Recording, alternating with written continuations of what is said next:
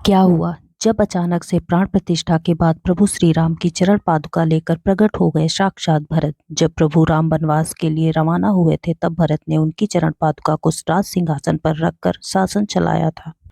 और जब प्रभु श्री राम 14 वर्ष का वनवास पूरा करके पुनः अयोध्या लौटे थे तब इसी चरण पादुका को धारण कर कई हजार सालों तक अयोध्या पर राज किया। और अब जब एक बार पुनः कलयुग में प्रभु श्री राम अयोध्या आ गए हैं और राम राज्य पुनः आने वाला है तो उनके भ्राता भरत आखिर कैसे पीछे रह सकते थे। आखिर अयोध्या में कैसे प्रकट हुई दिव्य चरण पादुकाएं, सच्चाई जानकर आपके भी होश उड़ जाएंगे। वीडियो में आगे बढ़ने से पहले अगर आप भी एक सच्चे राम भक्त हैं तो वीडियो को लाइक कर और कमेंट में जय श्री राम अवश्य लिखें। अयोध्या में रामलला की प्राण प्रतिष्ठा हो चुकी है। प्राण प्रतिष्ठा के एक दिन बाद मंदिर के द्वार खुलते ही 5 लाख से अधिक श्रद्धालु वहां एकत्रित हुए। सुबह कुछ मौकों पर भीड़ ने बैरिकेड तोड़ दिए जिसे भगदड़ जैसा माहौल बन गया था, लेकिन हर बार परिसर में या उसके आसपास तैनात 8,000 मौजूदा पुलिस दल ने भीड़ को नियंत्रित किया। प्रतिष्ठा समारोह से पहले 1.5 लाख भक्त अयोध्या पहुंच गए थे और रह रहे थे। कुछ लोगों ने खुले आसमान के नीचे रात बिताई। उनका लक्ष्य था रामलला की प्राण प्रतिष्ठा के बाद पहली सुबह मंदिर के द्वार खुलते ही प्रवेश करना था। 23 जनवरी को राम मंदिर के दरवाजे आम श्रद्धालुओं के खुलते ही लोगों की इस भीड़ में एक शख्स ऐसा भी था जिसने अपने सर पर दिव्य चरण पादुकाएं उठा रखी थी। वो भीड़ में निरंतर मंदिर के अंदर जाने का प्रयास कर रहा था। कई लोगों ने उसे देखा तब उसका कहना था कि वो दिव्य चरण पादुकाएं प्रभु श्री राम को भेंट करने आया है, क्योंकि ये उनकी ही चरण पादुकाएं हैं। कार्तिक नाम के एक भक्त का कहना था कि वो शख्स जिसने चरण पादुकाएं अपने सर पर उठाई हुई थी वो हमारे साथ कई घंटे तक इंतजार में खड़ा था। उस दिन तकरीबन 5 लाख श्रद्धालु अयोध्या राम मंदिर में दर्शन करने के लिए पहुंचे थे। तकरीबन 4 से 5 घंटे तक वो शख्स उस दिव्य चरण पादुकाओं को अपने सर पर धारण किए हुए था। एक ही कहना था कि वो ये चरण पादुकाएं प्रभु श्री राम के लिए लाए हैं और उन्हें सौंप कर ही अपना कर्तव्य पूरा करेंगे। तब तकरीबन 4 से 5 घंटे इंतजार करने के बाद हमें रामलला के दर्शन का सौभाग्य प्राप्त हुआ। उस समय भी वो मेरे साथ था। उन्होंने वो चरण पादुका प्रभु श्री राम के ग्रह के सामने रख दी। जब मैंने उनसे उनका नाम पूछना चाहा तब उन्होंने कहा कि मैं यहाँ से 14 किलोमीटर दूर भरतकूप से आया हूँ। और अचानक कहीं अंतर ध्यान हो गया। ये चमत्कार अपनी आंखों के सामने देखकर कार्तिक के भी होश उड़ गए। उन्होंने रामलला के दर्शन किए और तुरंत ही भरतकूप के लिए रवाना हो गए, जो कि वहां से 14 किलोमीटर दूर था। आगे वीडियो में हम बताएंगे वो दुर्लभ इंसान आखिर कौन थे और भरत कुंड पर पुनः कैसे कार्तिक की उनके साथ मुलाकात हुई। लेकिन उससे पहले हम भरत कुंड के अस्तित्व को अच्छी तरह से जान लेते हैं। पवित्र नगरी अयोध्या में एक तरफ राम मंदिर बन रहा है तो दूसरी तरफ राजा राम के अनुज भरत की तपोस्थली नंदीग्राम के भरत कुंड की भी चर्चा तेज है। त्रेता युग में भगवान राम का राज्याभिषेक हुआ, जो इसी भरत कुंड से पवित्र तीर्थ का जल डाला गया था और इसी स्थान पर तप करते हुए भरत ने प्रभु श्री राम का इंतजार किया था।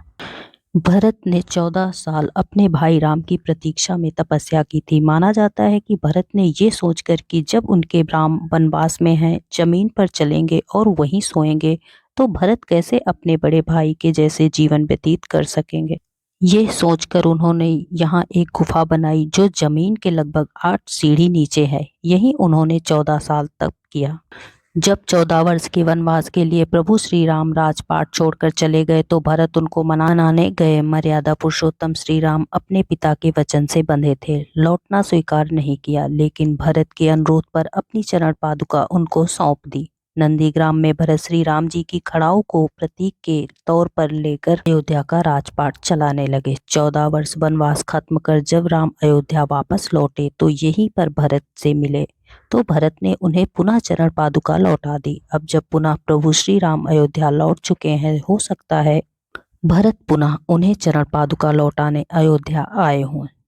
कार्तिक भरत कुंड पहुंचे तो भरत कुंड प्रभु श्री राम के आने की खुशी में पूरी तरह से सजा हुआ था। तभी कार्तिक जी को रहस्यमय तरीके से वही व्यक्ति भरत कुंड में स्नान करता हुआ दिखाई दिया जो चरण पादुका लिए अयोध्या राम मंदिर में मौजूद था। इसके बाद कार्तिक ने उससे पूछा कि आप अयोध्या में रहस्यमय तरीके से कहाँ गायब हो गए थे और उसके बाद आप यहाँ क्या कर रहे हैं? तब उस दिव्य व्यक्ति ने कहा, हमारे पूर्वज कई सालों से इसी भरत कुंड के आसपास ही निवास करते हैं और प्रभु श्री राम के भाई भरत को अपना इष्ट मानते हैं। एक दिन रात्रि के समय स्वयं भरत हमारे सपने में आए और उन्होंने हमसे कहा कि भरत कुंड की गुफा के अंदर एक दिव्य चरण पादुका रखी है, उसे ले जाकर अयोध्या में नवनिर्मित राम मंदिर के अंदर रखना होगा। वहां प्रभु श्री राम अपना राज सिंहासन संभालेंगे। जब हमारी आंखें खुली तो स्वप्न अनुसार अपने राजा का आदेश मानते हुए हम उस चरण पादुका को अपने सर पर रखकर अयोध्या धाम के लिए रवाना हुए। और जब राम मंदिर आम श्रद्धालुओं के लिए खुल गया तब हमने वो दिव्य चरण पादुकाएं प्रभु श्री राम को समर्पित कर दी। अयोध्या में दिन प्रतिदिन ऐसे कई चमत्कार लगातार हो रहे हैं। हाल ही में 22 जनवरी 2024 को अयोध्या के भव्य राम मंदिर में भगवान रामलला की प्राण प्रतिष्ठा हुई। अगले दिन लाखों लोग अपने आराध्य के दर्शन के उमद्दबद्ध थे। इसी दौरान एक बंदर भी गर्भगृह में प्रवेश कर गया। श्री राम जन्मभूमि तीर्थ क्षेत्र ट्रस्ट ने ट्विटर पर इसकी बारे में जानकारी साझा करते हुए कहा कि वहां तैनात सुरक्षा कर्मियों का कहना है कि ये हमारे लिए वैसा ही है मानो स्वयं हनुमान जी रामलला के दर्शन करने आए हैं। ये घटना 23 जनवरी को शाम के करीब 5:50 की थी। उस समय तक करीब 3 लाख भक्त रामलला के दर्शन कर चुके थे और करीब 2 लाख भक्त बाहर लाइन में थे। पहले दिन 5 लाख से अधिक भक्तों ने रामलला मंदिर में दर्शन किया। ट्रस्ट के लोगों द्वारा बताया गया है कि एक बंदर दक्षिणी द्वार से गूढ़ मंडप से होते हुए गर्भगृह में प्रवेश करके उत्सव मूर्ति के पास तक पहुंचा। बाहर तैनात सुरक्षा कर्मियों ने देखा। वे बंदर की ओर ये सोचकर भागे कि कहीं ये बंदर उत्सव मूर्ति को जमीन पर ना गिरा दे। परंतु जैसे ही पुलिसकर्मी बंदर की ओर दौड़े वैसे ही बंदर साहस से भागते हुए उत्तरी द्वार की ओर गया। द्वार बंद होने के कारण पूर्व दिशा की ओर बढ़ा और दर्शनार्थियों के बीच में से होता हुआ बिना किसी को कष्ट पहुंचाए द्वार से बाहर निकल गया। वैसे अयोध्या में वानर की इस तरह उपस्थिति की ये कोई पहली घटना नहीं थी। राम जन्मभूमि मुक्ति आंदोलन में भी बंदरों ने अपनी भूमिका निभाई थी। कभी भगवा झंडे को बचाने से लेकर कई कोर्ट सुनवाई के दौरान छत पर बैठने तक कई ऐसे किस्से मौजूद हैं। इसी बीच रामलला की मूर्ति बनाने वाले अरुण योगीराज ने एक ऐसे चमत्कार के बारे में बताया जिसे मूर्ति बनाते वक्त उन्होंने खुद महसूस किया। राम मंदिर प्रतिमा निर्माण करने वाले मशहूर मूर्तिकार अरुण योगीराज ने एक ऐसी बात कही है जिसे सुनकर आप भी हैरान हो जाओगे।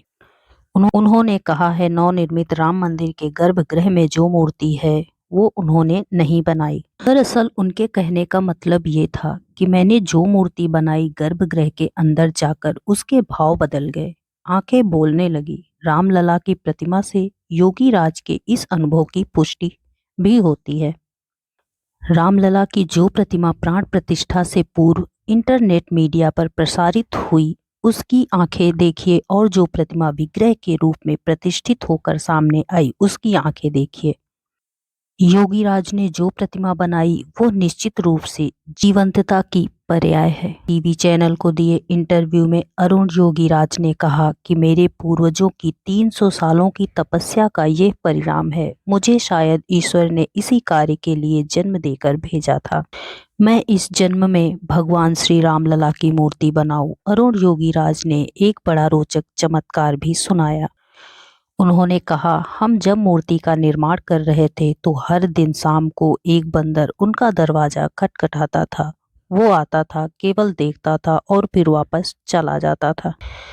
योगीराज ने आगे कहा कि बाद में फिर कुछ ठंड ज्यादा हो गई तो हमने साइड को पर्दे से ढक दिया तो बंदर आता और जोर जोर से दरवाजा खटखटाने लगता था। उन्होंने कहा कि मैंने ये बात राम मंदिर ट्रस्ट के सचिव चंपत राय को भी बताया था। उन्होंने कर्मशाला में घेरा लगवा दिया। उस दिन शाम को जब बंदर आए तो उन्होंने पूरा इलाका बंद पाया तो दरवाजा पीटना शुरू कर दिया।